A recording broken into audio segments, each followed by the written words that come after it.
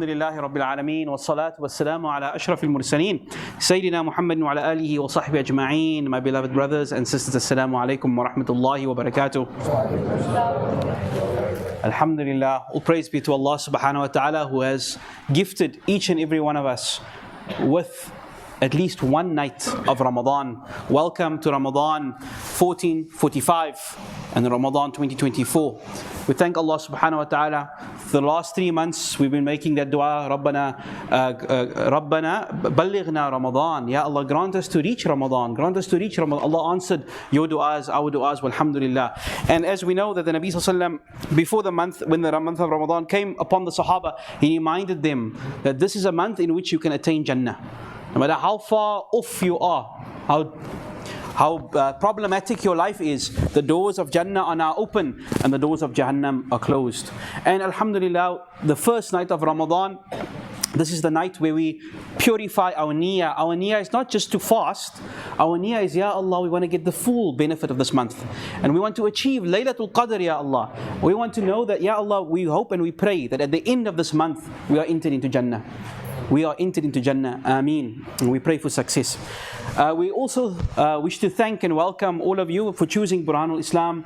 It is a great honor that you choose to make your ibadat here with us. Alhamdulillah. And we welcome our team of Hufad, a mixture of seniors and juniors. And alhamdulillah, we make dua that they are successful. Ameen. And of course, there's a long list of Bilals. I won't mention all their names. The work to be a Bilal is a lot harder than being of the Hufad, right? MashaAllah. The Bilal training is very tough here, alhamdulillah. MashaAllah. This year, inshaAllah, our series for this Ramadan, the series of lectures, the evenings, is going to be the revival series, the Islamic spirit of revival. We know that we are at a low point in our history. We are at a low point within the Ummah. The Ummah is in dire straits. We are witnessing for the first time in history a genocide happening live before our eyes. And there's nothing that we can do about it. For 100 years, in fact, the 3rd of March 2024 is 100 years exactly since the fall of the Khalifa. We've been 100 years without a Khalifa. The Ummah seems to be at a seriously low point. Have we ever been this weak? Have we ever been this disunited, this leaderless? And can the Ummah come back from this point? In reality, 1,445 years has seen many, many lows. We have seen many catastrophes, disasters, defeats, many genocides. Many times the Ummah looked as if it was on the brink of collapse. But then that spirit of revival came and Allah subhanahu wa ta'ala lifted it up. Allah promised the Nabi sallam that this Ummah will never ever be wiped out by an enemy or by a natural disaster. This Ummah will stand until the end of time. And so inshaAllah, in this series, we will remind ourselves about the low points, but not only about the low, it's how we came out of it, how we came from one calamity and catastrophe to survive the test of time, and how, alhamdulillah, after so many centuries, we remain. There's a Taraweeg, there's still fasting. Tomorrow the Ummah will go and everybody will fast. No matter how pious you are or how vatir you are, alhamdulillah, there will be puasa, there will be fasting, there will be Taraweeg, walhamdulillah. Linked to this, and I must mention here, there's a concept in Islam called a mujaddid, a reviver. Jadid means to be new. And the mujaddid is the one who renews something. And the Prophet ﷺ says in a hadith that is an authentic hadith narrated by Abu Huraira, the Nabi says, at the beginning of every century, at the turn of every century, Allah will send to this ummah a reviver, a mujaddid, who will renew its religious understanding. And obviously the scholars have a lot of discussion as to over the last 1,400 years, 14 centuries, who were the last 14 mujaddids? And who is the mujaddid of our time? And is it only one person, one man, or is the group? Is it different in different times and places? So we'll talk about these personalities who revived Islam through its darkest moments. And Allah subhanahu wa ta'ala promises us, وَلْتَكُمْ مِنْكُمْ أُمَّةٍ يَدْعُونَ إِلَى الْخَيْرِ. Let there always be And here where Allah is saying, let there always be, Allah also implies there will always be a group amongst you who will call towards goodness. وَيَأْمُرُونَ بِالْمَعْرُوفِ, and you will command what is good. وَيَنْهَوْنَ عَنِ الْمُنْكَرِ, and you will stand out against what is evil. وَأُولَٰئِكَ هُمُ الْمُفْلِحُونَ, and you will be, that group will be successful. Meaning there will always be a group on truth in this ummah. There will always be a group that revives this deen when it looks like it's on the brink.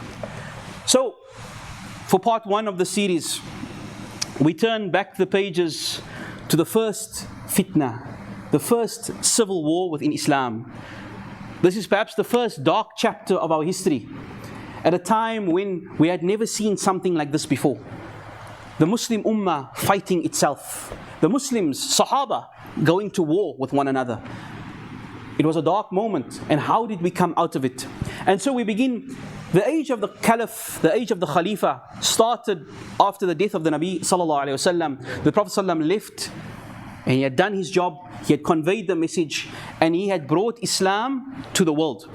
When he had passed away and he had chosen, Alhamdulillah, my mission is complete, Abu Bakr radiallahu anh took over the mantle of Khilafah.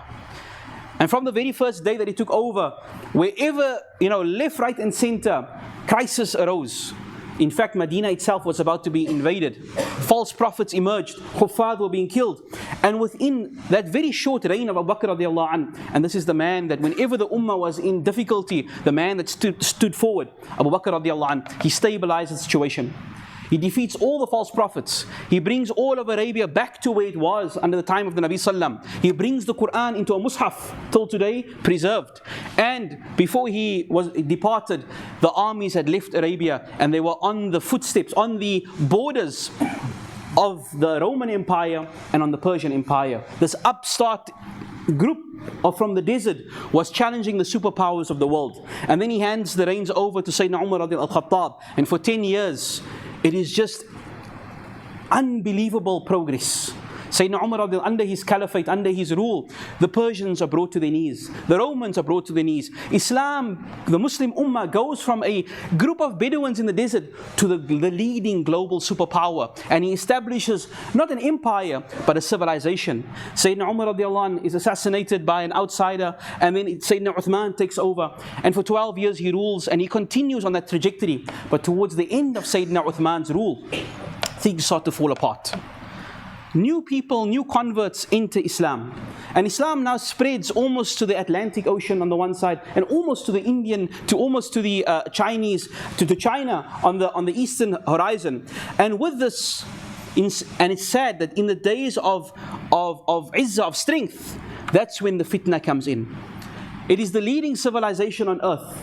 Wealth enters the ummah, but also problems and different ideologies into the ummah. And so people begin to politically are dissatisfied with Sayyidina Uthman from different parts of the ummah, and a mob besieges Medina, the land of the Sahaba, besieges Sayyidina Uthman and many of the companions. And of course Sayyidina Uthman is assassinated by Muslims. Terrible. We killed our own Khalifa. A group of men enters, a man in his 80s, subhanAllah, Sayyidina Uthman is 84. He's reciting the Quran. And like that, they murder him. And with this, the first wound opens amongst the ummah. We had seen success from the time of the Nabi Sallam up until this moment. Now the first chapter, the dark days begin. And this would be the beginning of the great fitna. The Sahaba would call it, this was the first great tribulation. A civil war that will see Sahaba fighting Sahaba. That will see Sahaba, those same companions who learned at the feet of the Nabi Sallam, would go to war against one another. And it would appear as if though the ummah was about to collapse. But inshallah, we'll continue tomorrow with the first civil war. Bi'idhnillah, we ask Allah subhanahu wa ta'ala for guidance. Ameen. So a few announcements. Fitra, 77 Rand per person, and Fidya, 28 Rand per person. You can donate your Fitya and Lillah to Abu Talib at the back. We have our social welfare department continuing. Every day we feed people, so if you'd like to support, inshallah, please do. And then a special appeal. We have 5 days to go for our orphan program. You know that at Alhamdulillah, one of the things that we are very proud of is that we support the Muslim orphans who are in the orphanages, subhanAllah, to give them 1 one day in Ramadan, we take them out, we give them an outing, and we give them an iftar, and make it all about them. So everybody should have a special day in Ramadan, and this is for the Muslim orphans in the orphanages who don't have family members. So we ask anyone who's able to contribute, at least every family, support one orphan. It's 400 rand. This is the time to give bi'idhnillah. Jazakallah khair. Shukran so much. Wa sallallahu sayyidina Muhammad wa ala alihi wa sahbihi wa sallam mursaleen. Alhamdulillah rabbil alameen. Assalamu alaikum wa rahmatullahi wa barakatuh.